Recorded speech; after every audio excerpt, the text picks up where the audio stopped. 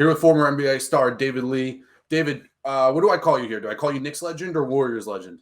I appreciate either one. Thank you. Thanks for having me. Yeah, absolutely. Regardless, David is here on behalf of DraftKings as a player ambassador. During the NBA playoffs, DraftKings has you covered with NBA playoff profit boost for every game. Go to the DraftKings app, apply the token boost, enjoy all postseason long. David, the Knicks are still underdogs here in the series against the Knicks now that they are 2-0, having just won 2 games in Boston. What do you think about that? Do you think that the Knicks should be favored at this point? I mean, they're underdogs right now. It's plus 100, minus 120. Yeah, I mean that's a surprise to me that they were both underdogs for Game 3 and also underdogs for the series. Obviously, going into the series, I think everybody knew that the Knicks would have to play their best, and Boston having home court really helps them. But I think what a difference the last couple of days have made, and an exciting first 2 games. And I got the Knicks winning the series now. I'm very excited. We're gonna actually, me and my wife are going to Game 3, so we will be there in person cheering them on. Oh, let's go! I can't wait to see you on the jumbotron. What are you seeing with the Knicks? Why? So, like in theory, the Celtics have been, there's injuries. Porzingis isn't playing. Jaylen Brown's hurt. Jason Tatum has a wrist situation going on. In theory, but they're jumping out to 20-point leads here and then crashing and falling here in the fourth quarter. So, what are you attributing this to? Is it injuries? Is it scheme? Is it just poor shot luck? I mean, what are you seeing? Well, I think it in my opinion, it helps that Porzingis isn't at full strength. I think he's the guy that I look at that probably hasn't given them as much as he normally does when healthy. But I think the rest of it is a little bit, you live by the three, you die by the three. And I think when Boston's making shots with the volume of threes that they shoot and being a pretty good defensive team, they're really tough to beat, especially at home. And when those shots don't go in, as a team playing the Celtics, you have to just hang in there while they're making shots, hang around, do your best to weather the storm, and then be there at the end with a chance to win and capitalize. And the Knicks have done that 2 games in a row, and really proud of the squad for getting that done in a hostile environment. And now you come back for Game 3, and you have to come out ready to play at home, and I think they're going to be ready to do that. What would you change if you were the Celtics right now? They shot 17.5% in the last 3 minutes of the third quarter on. They shot 17.5% from the field, had 6 turnovers. What would you change to try to fix this? This is obviously not going well for the Celtics.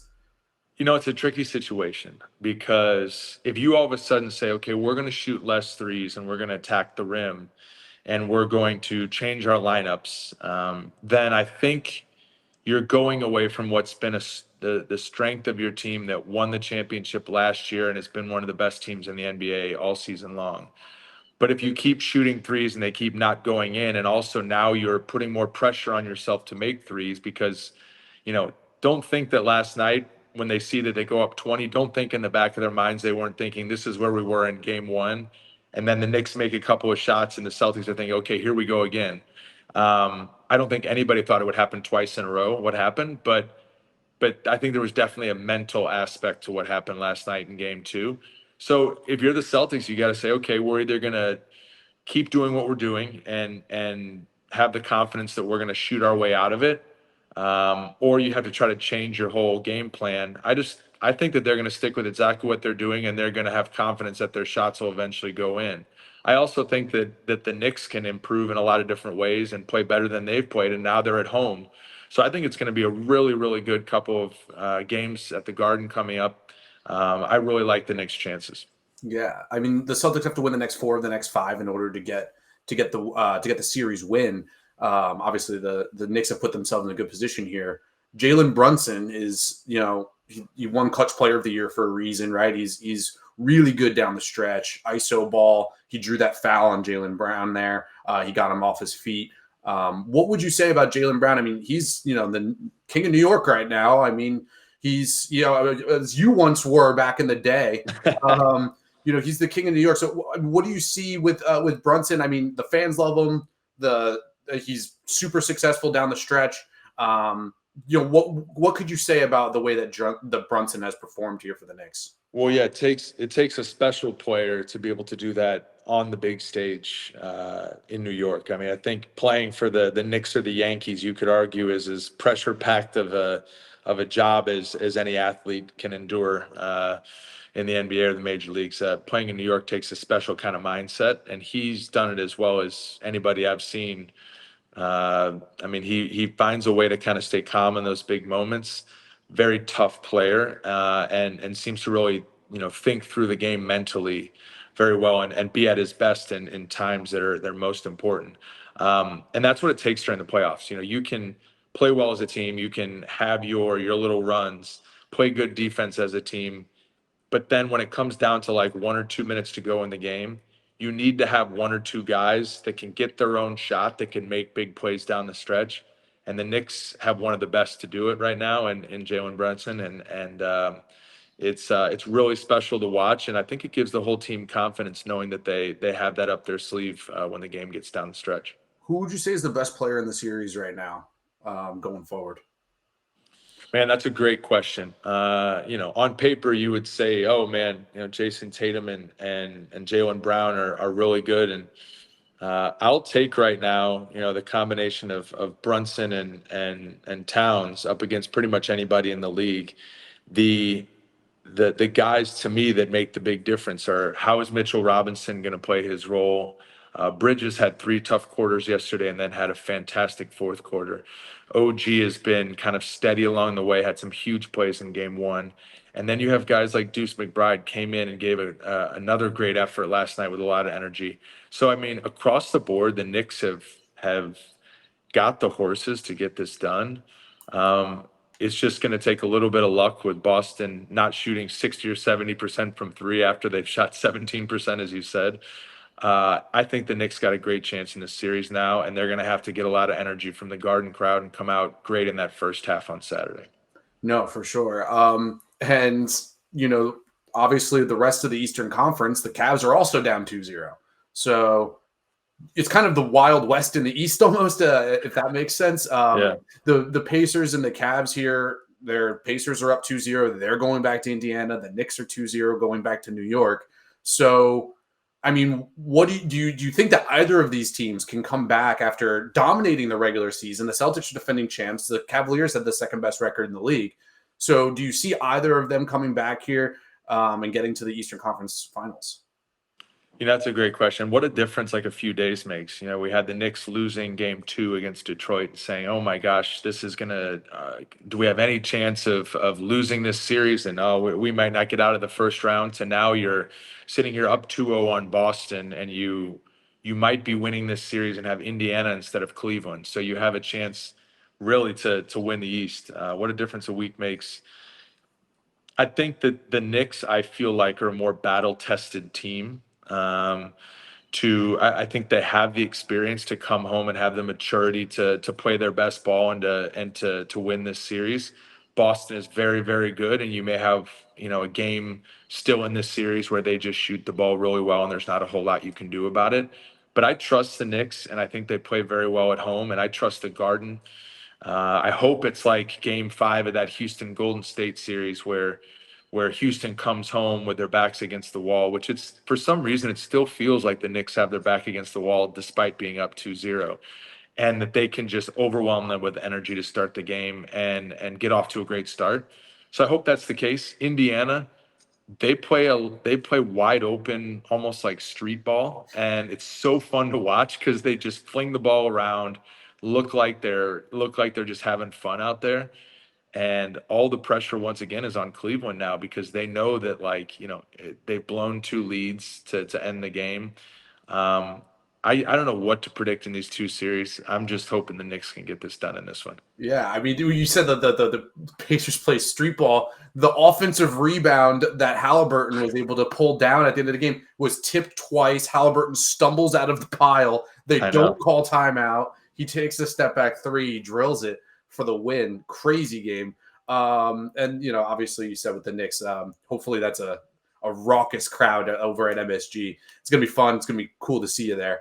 Switching gears a little bit to the West. You played for the Warriors prior in the dynasty, the beginnings of the dynasty after you left here in New York.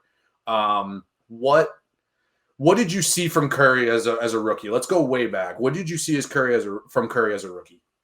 Yeah, he was a guy that struggled with injuries, but obviously great teammate, great person, and always had an ability to shoot the ball on an elite level. Um, I don't think anybody at that point knew that he would even scratch the surface of where he's ended up here. But you always saw the potential because of how he shot it. But I mean, keep in mind back then, some of these shots that he's making on a regular basis now, those are shots that like when you would shoot those back in the day, they would like pull you out of the game. You know, like what how could you ever think of so this has been a guy that's really changed the makeup of NBA basketball and what people do offensively now. So it's been really special to watch. And it seems like every year he just kept getting better and better and better and better. And he has that confidence that when he's not shooting it well, that the next shot's going in. And I mean, I think he's firmly put himself as the best shooter of all time.